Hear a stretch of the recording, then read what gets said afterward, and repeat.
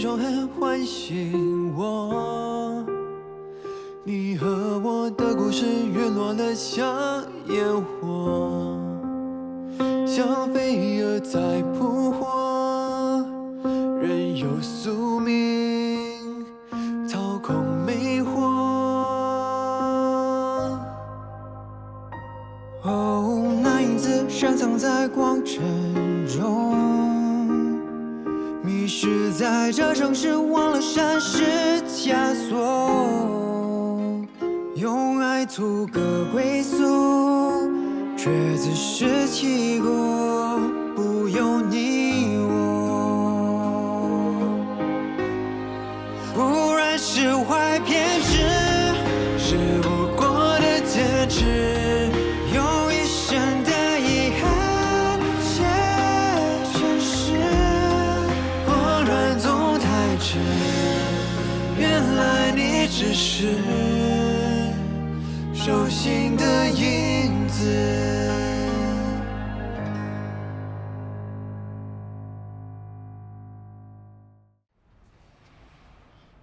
最佳男主角，你不是下楼去找他，他没跟你回来啊？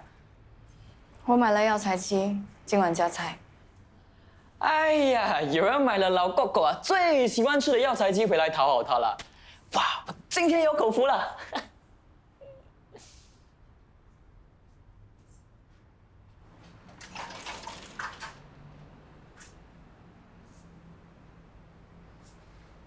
那，这是你爷爷的记录簿，他朋友的电话号码都抄在里面，你一个一个打了，说不定能找到什么乌龟华、棺材老将失明的。罗家早一点回家吃饭，药材鸡要趁热吃啊。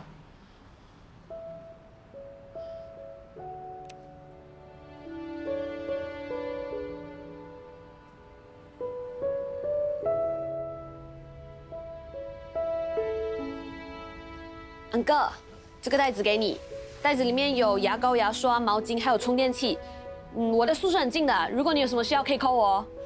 谢谢你啊，很不好意思，又要麻烦你了。没事啦，安哥，你真的不回家吗？你的家人会担心你的。我不可以回去的，如果我现在回去啊，我孙女就不会把我的话放在心上了。至少啊，我得在外面待个3、5天。你这样真的好吗？你有3高哎，需要长期吃药，你有没有带药？谢谢你那么关心我，我没事的，我有吃中药。要是说有事啊，就是又欠你一杯奶茶了。没事的，都是老天的安排。我们才认识几天就这么信任我了，也算是缘分吧。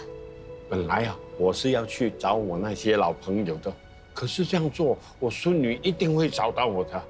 我想来想去，还是找你帮忙比较安全。回家才是最安全的。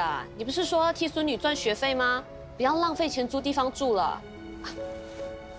这是你托我保管的，你现在身上没有钱，先收着。你收着，这是要你帮我孙女还报名费的，你收着，你收着。韩哥，就算你可以替她交学费，但是去上课的还是你孙女啊，她不点头，你怎么做都没有用的。在这里住1晚就好了，回家慢慢跟她商量。你那么疼孙女，不要闹成这样子。慢慢商量啊，我是怕我的时间不多了，日子过一天就少一天了。我想亲眼看到她找到寄托，做她想做的事情。至少当我不在了，她还可以是她。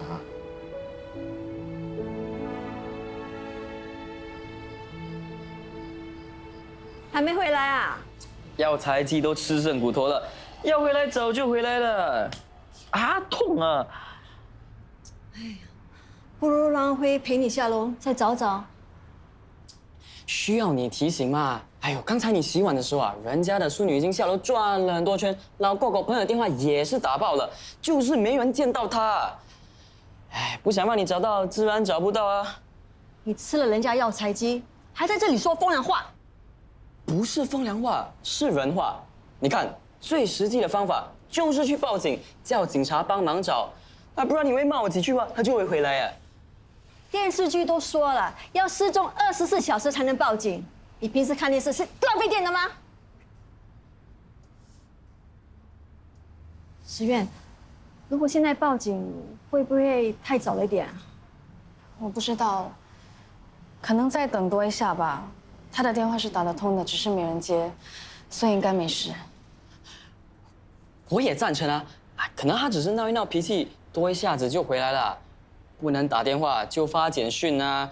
刚才我拍了药材机的照片发了给他，说不定他很快就流着口水赶回来啊！痛！你还讲你还说痛了？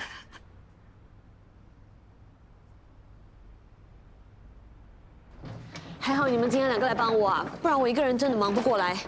俺爹家里有事，不会来了。反正今天我们有空。哥，你先坐，我来卸货。好。喂，是。对，我办的入住手续。什么？住客晕倒送院了？好，我们马上去看看。怎么了？发生什么事啊？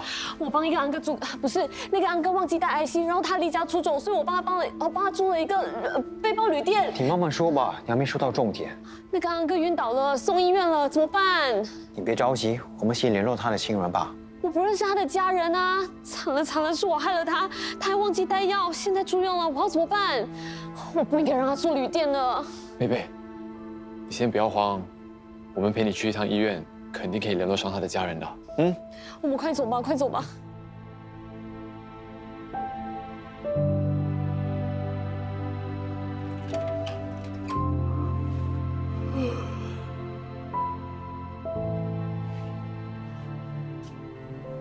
喂，最佳男主角还没回来啊？几点了9点多了，他真的一整晚没有回来啊？我要去报警了。喂，爷爷。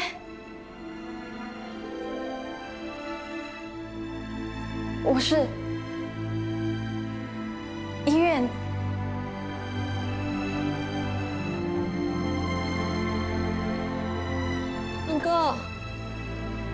安哥，我爷爷。怎么回事啊？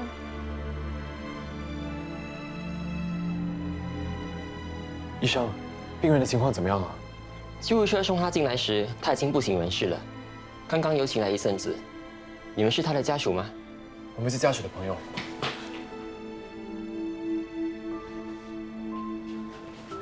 爷爷，医生，我爷爷怎么了？放心吧，他暂时没事。你先去帮他办入院手续吧。没事，你把爷爷的身份证给我们，我们帮你。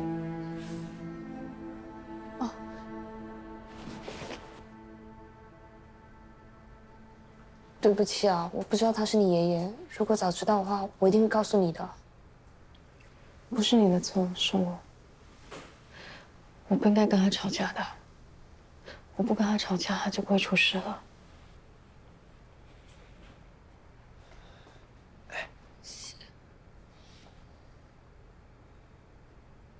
没事的，你不要紧张。我哥现在在跟医生了解爷爷的状况。回来了，怎么样啊？初步诊断，糖尿病有恶化的迹象，诱发了肾功能不全。爷爷突然晕倒，跟他的慢性病脱不了关系。我不应该纵容他的。要是我积极一点，叫他去看医生吃药，他可能现在……你让爷爷留在医院做全身检查吧，这样至少可以对症下药，慢慢调理，情况应该不会很糟糕的。不一定。一般的糖尿病患者，如果平时注意饮食、定时吃药，是可以抑制情况恶化。但是爷爷的病已经影响他的肾脏功能，如果要病情逆转，几率很低。以他目前的状况来看，只会越来越糟糕。刚才医生还甚至跟我说，爷爷的肾脏……我回去看爷爷。我们陪你。不用了，想要自己回房看他。谢谢你们。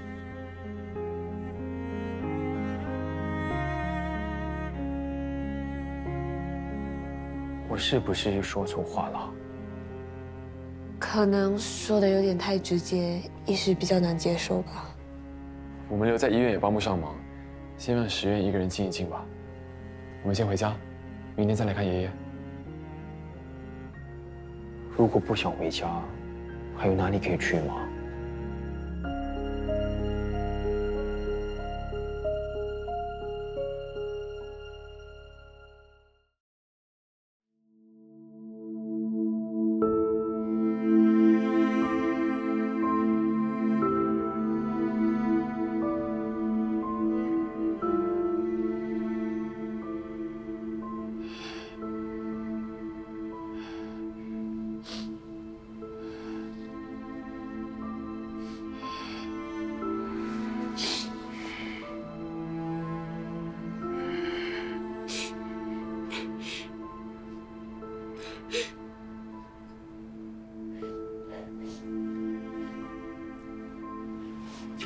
小心你了。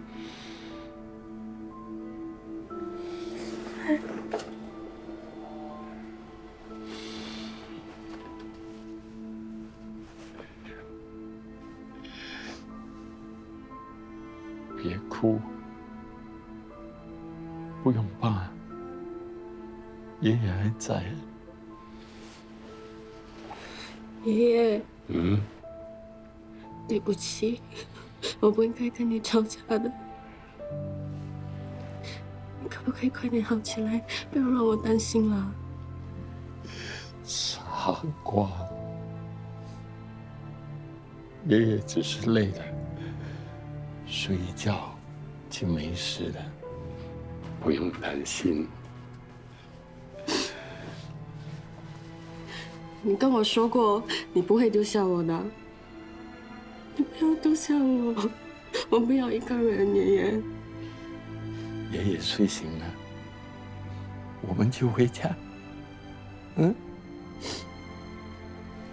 只要你好起来，我什么都听你的。我回去读书 ，OK？ 好。哎，爷爷的手机呢？啊？不知道你为什么要你手机啊？我要把你的话录下来，你说都听我的，你也怕你反悔。没有，手机被没收了，医院不准录音的。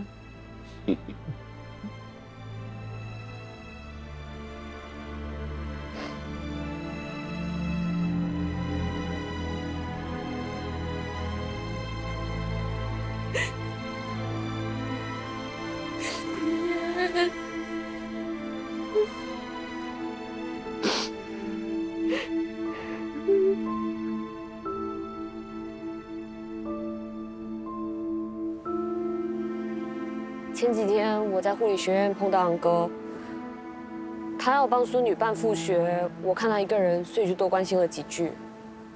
原来石院曾经也是读护理科的，可是在父亲病重的时候去打工，之后休学撑起了整个家。昂哥一直很自责，觉得自己拖累了他，所以希望有生之年可以看见他延续自己的梦想，做喜欢的工作，开心的生活。生病不求医和要实验复学是两回事。如果他想看到实验学业有成，他就应该好好照顾身体，不是对身体不管不顾。小散员有资助过一些住出租屋的老人家，他们当中有些生了病也不想看医生。我在想，有时候钱不是问题，不想面对才是问题。昂哥早就知道自己身体不行了，所以才会急着替十月办复学。他还硬塞钱给我，可是他的钱根本就不够交学费。能看得出来，他们真的很疼彼此，都愿意委屈自己给对方最好的。只是生活一直亏欠他们。哥，爷爷的身体还会有转机吗？如果换肾来得及吗？在新加坡等肾脏移植的病人，至少要等好几年。实验可以去做配对测试，但是爷爷这么疼他，爷爷会愿意让实验把肾脏捐给他吗？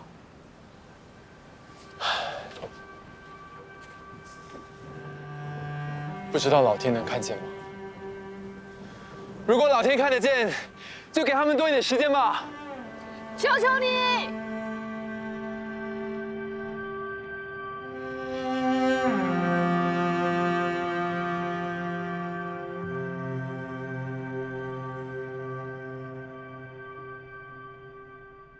除了爸，你就是我最重要的人了。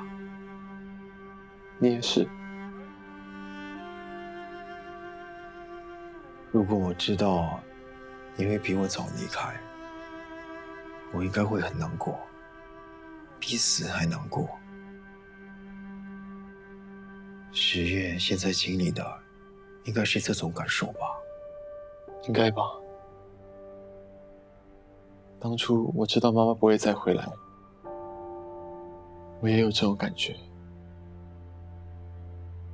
比死还难受。你还会想他吗？偶尔还是会想吧。刚开始的时候，每走一步路，每吃一口饭，心里面想的都是他。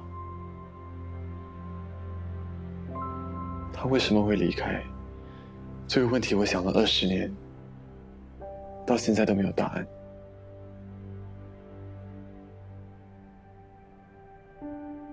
人之所以会一直想另一个人，是因为舍不得忘记从前吧？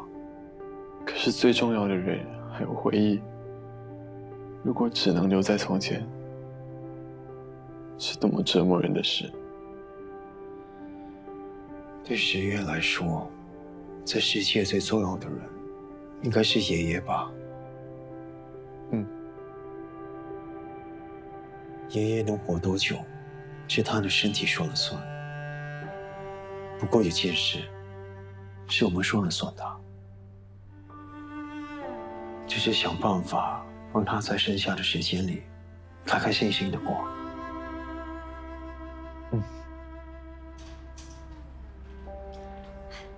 舅舅啊，你怎么那么快就出院啊？我在炖汤，还想说等一下拿过去给你喝呢。哎呀，我没事了，在医院睡觉跟家里一样啊。哎，谢谢你啊，汤我等一下喝。好，你去休息。好。他怎么出院了？医生说没事了吗？他想回家，没事的，不要担心。真的没事，还是再也没事？他是最佳男主角嘞！哎呀，你过来，过来你，痛啊！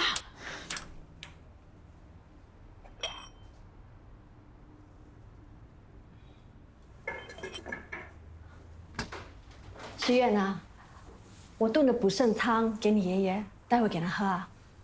谢谢表婶。其实他还好吧，才住1个晚上就出院，真的没事。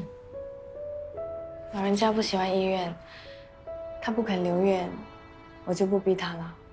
当初阿生住院的时候，你们又帮他找医院，又帮我煮饭，我真的不知道要怎么谢谢你们。应该的，你们也收留我们啊。我们是亲戚，不要说这种话，互相关照嘛。阿生快出院了，我们家该忙的都忙完了，还好，当时有你们。现在舅舅有事，有什么建议需要我帮忙的话，不要跟我客气哦。谢谢你。有什么事想不通的话，可以跟我商量啊。我刚才和爷爷商量，他说想搬去疗养院住。啊？搬出去？是房间太小了吗？不是，他怕自己生病，怕会打扰到你们。你不说，我也猜到是什么事。如果舅舅想在我们家走完最后的日子，我看阿生是不介意的。有时候一个医生说的话未必是准的，好像阿生就是最好的例子。我找个医生看，未必是绝路。我听说肾脏坏了，可以去洗，不过洗肾的钱抽不出来，可以向政府申请个援助金。你不要这么早认输，意志力很重要的。不会认输，但也不想勉强他。未来有多长，没人说得准。最重要的是，我希望他开心。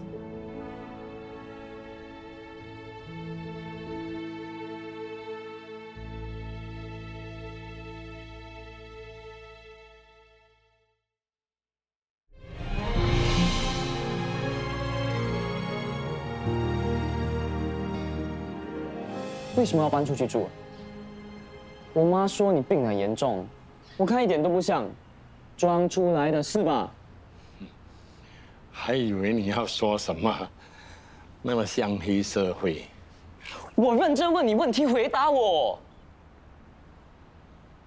搬出去就搬出去哦。哎，我中马票啊，想搬去5星级酒店住，享受享受，不可以呀、哎，没有你这种小屁孩来气我，说不定啊，我可以长命百岁。你在骗人啊！他们说你要去疗养院住，你是不是要死了？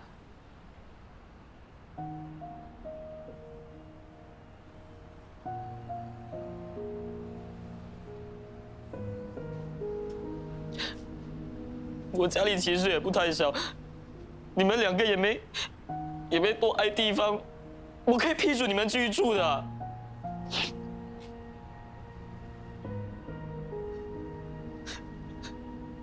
干什么？我说你可以不走了，你聋了吗？我也不想走啊，可是不是我说了算了。这些事情啊，等你长大一点，你就会懂了。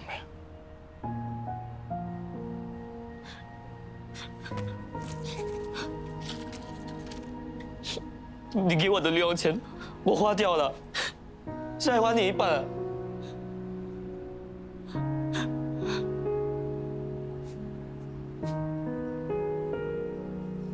你可以不要走吗？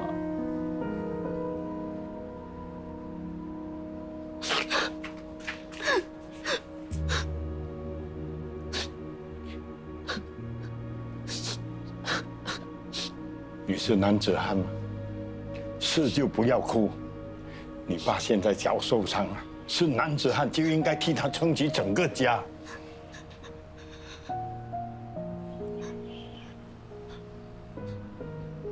爷爷自身难保。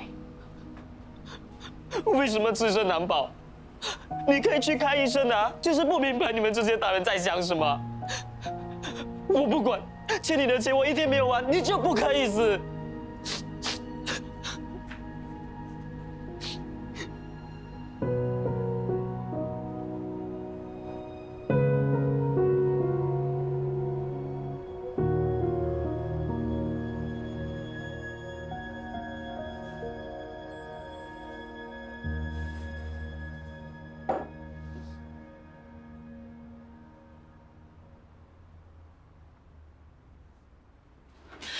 爷爷，你去哪里了？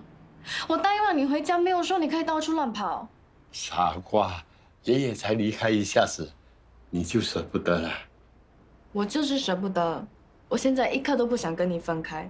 现在就舍不得，万一哪天爷爷真的死了，你不是要哭瞎眼睛？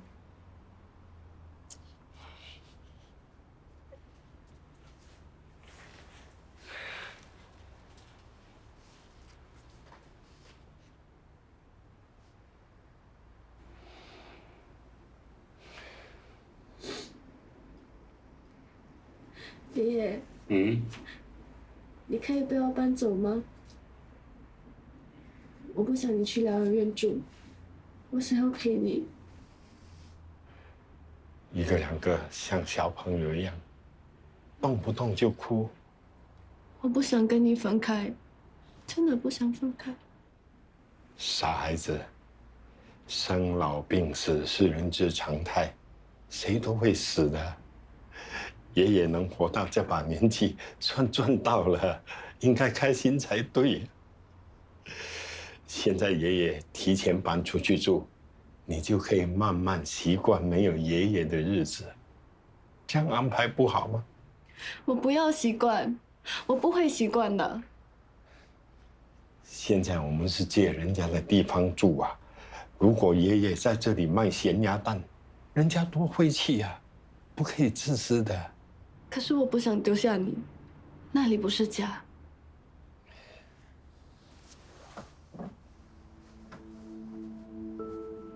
你没有丢下爷爷，是我自己自愿去的。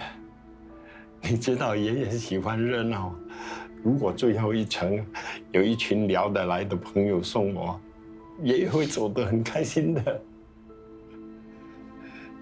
你要记得，爷爷走了，地球还是会转，你也不可以停下来啊！做你想做的自己，去当护士。哪一天你当上护士，照顾别的昂哥的时候，就想爷爷一下。哦，爷爷会在天上保佑你的 ，OK？ 爷爷，我可以答应你回去念书，也可以答应你学会坚强。可是你要答应我，不要认输 ，OK？ 我去做器官捐赠的配对测试，再不行的话，你就去洗肾。医生说，只要你乖乖洗肾，身体还是可以撑久一点的。我想要你陪我久一点。OK， 成交。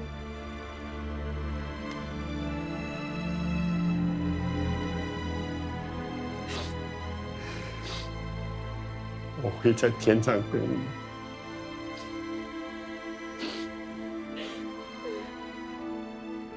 不要哭了，不要哭，你哭爷爷很心疼。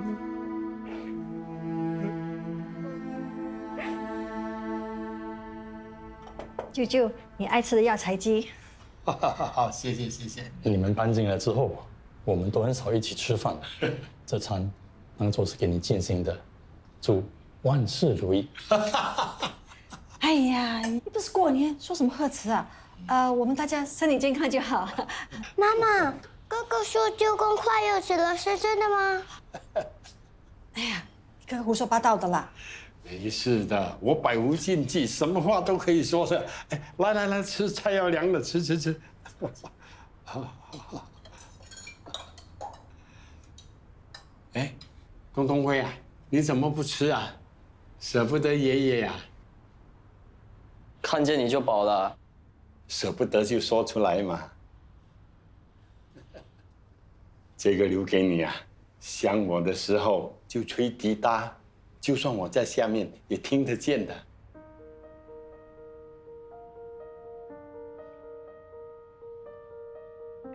你才吹滴答，我拿去卖了换钱了。口是心非。舅舅啊，人家都说相见好，同住难。我们之前说了什么过分的话，你不要放心上啊。哎呀，我也不是一个很好相处的人，说话也不怎么好听，但是我还是要厚着脸皮求你们的。当我搬走的时候，请你们帮我好好照顾石月。我记得这顿饭吃了好久好久，大家都舍不得离开座位。爷爷说，人生就像办一场宴席，他的饭局接近尾声，吃完最后一道甜品，就要散伙了。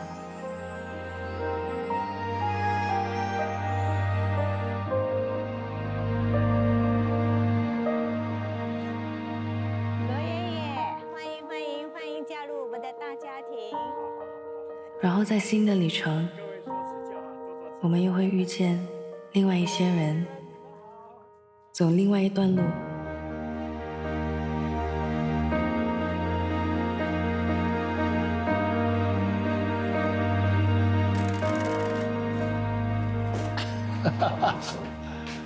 这里的环境还不错吧？何止不错啊，简直就是 VIP 房啊！喂，哎，床很舒服啊，哇，我好喜欢呐！哎，他两兄弟果然有办法哦。人生的景色究竟是风光明媚，还是乌云密布，都取决于看风景的人。不要笑，我是海盗王 Captain 罗茂强。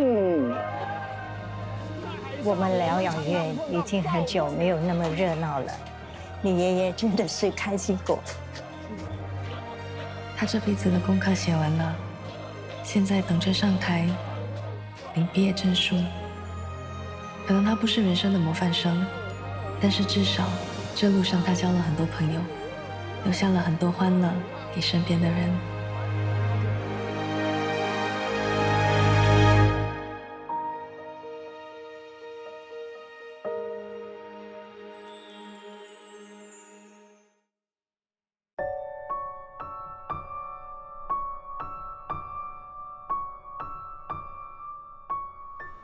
你的学生证。康荣有拨款助学金给经济困难的学员，只要你毕业后愿意在康荣工作3年以上，就能抵消你借的学费。谢谢。每个人都有自己需要修炼的功课，对现在的我来说，最难修的学分，该是坦然面对离别吧。我答应过爷爷我会坚强，尽管他离开以后，我也要坚持走自己想走的路，成为我想成为的那个人。最后，我们还是没等到适合的肾脏。爷爷不忍心让我看见病痛的残忍，他选择把世界最光亮的一面留给了我。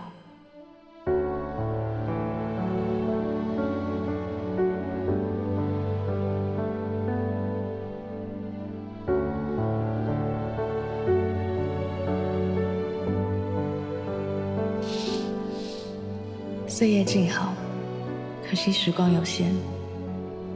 爷爷说，人来到这世上，总要学会接受生命的安排。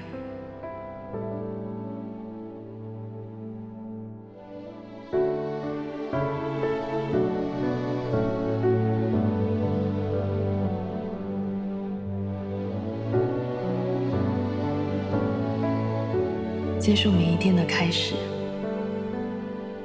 其实都在倒数着结束。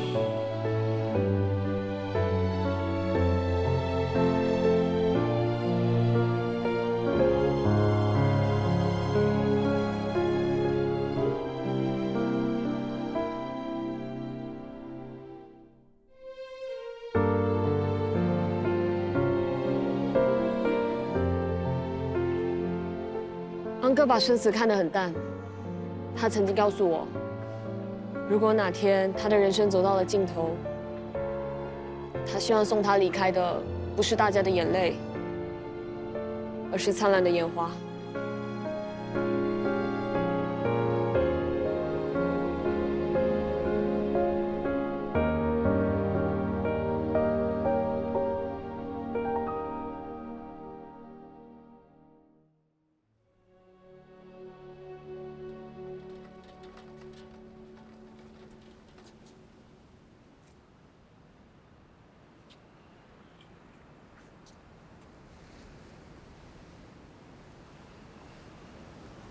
爷爷，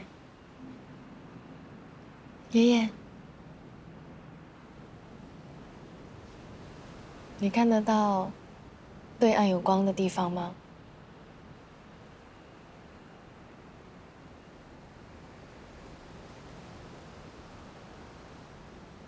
其实这个地方，我长大的地方，就在对面。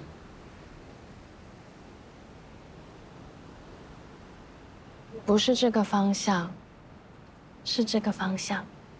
你记错了，我老家就是这个方向。你看，一大片稻田。我家是种稻米的。我小的时候，常常光着脚在田里跑。你看，他们来接我了。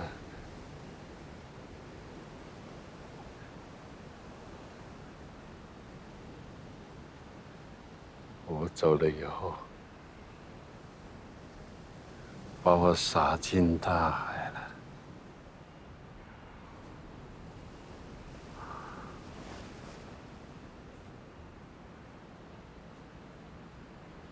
爷爷说，生和死隔着一大片海洋，亲人都在对岸等他，他也会在对岸等我。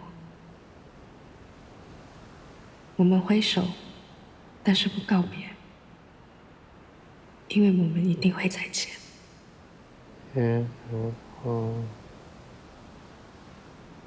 你说什么？烟花。没有烟花啊。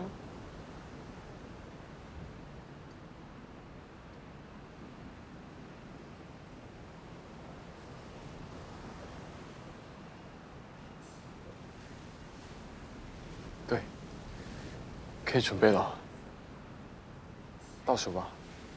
好，3、2、1。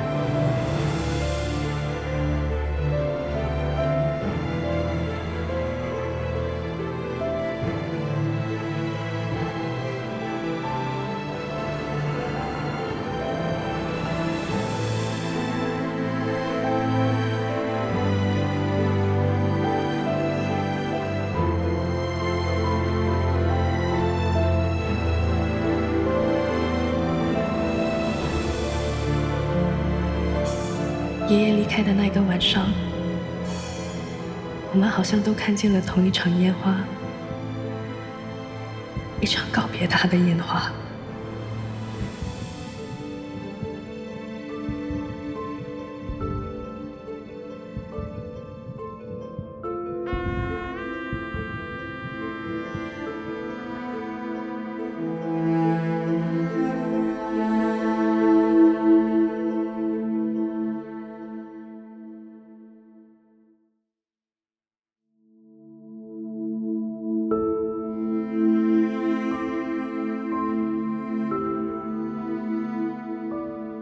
我答应爷爷会好好生活，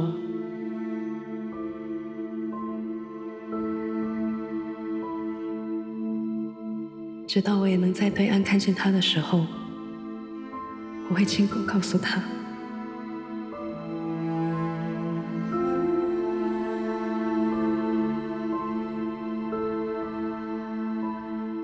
后来的我过得很好，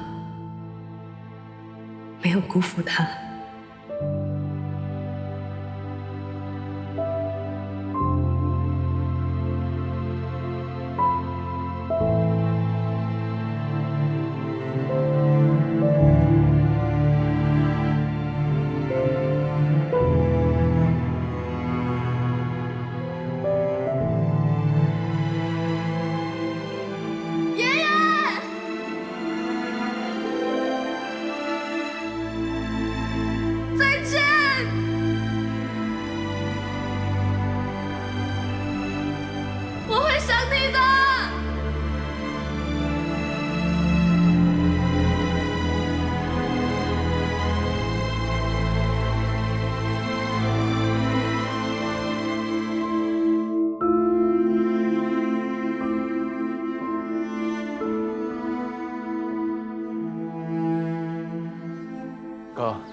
这里很晒，我们要不要进去找一个阴凉的地方等？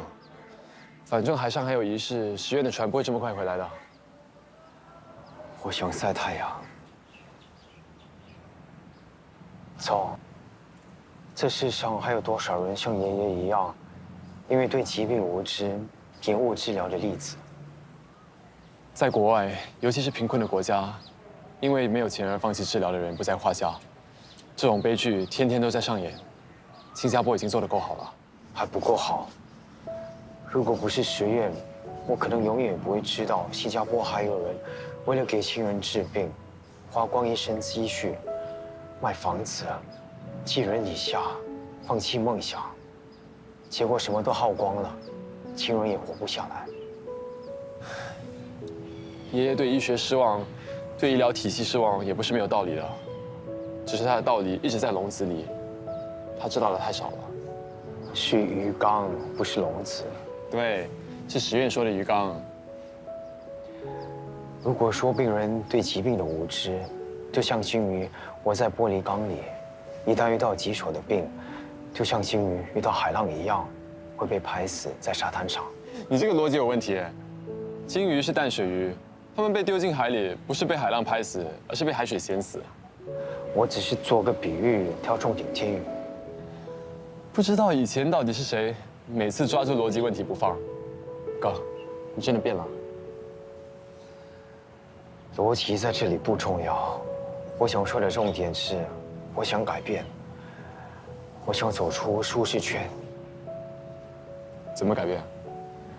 我学了这么多年的医药理论，如果只是写在课本上，它不切实际了。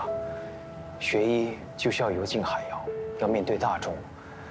我想给鲸鱼推广正确的医学概念，让更多人相信医学，让更多人知道政府提供的医疗援助。那世上就可以活多几个爷爷，少几个遗憾。这个想法我喜欢。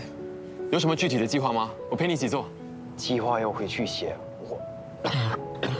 啊，你这个咳嗽一定要给 Dr. 贝看一下啊！我担心又发你哮喘。我只是最近睡不好而已，没关系的。你还敢说感冒还没有好？这几天因为爷爷的事情东奔西跑的。走，进去找一个地方乘凉，不要在这里晒着。你不听话的话，以后不让你出门啊！实验快要回来了，我怕实验回来看不起我们。哥，我喉咙有点干，喝点水就好了。那我去买水，你不要走远，在这里等我。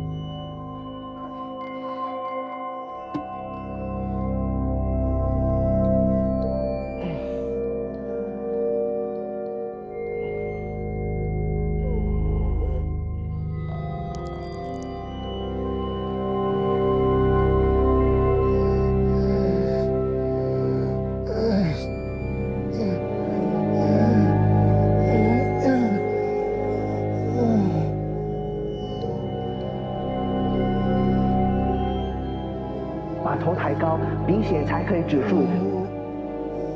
他好像很辛苦哎，我们要不要叫救护车？哥，让一下。哥，怎么了？你不要吓我，你不要吓我。自己也多么心相通。如果就这一次为自己而洒脱。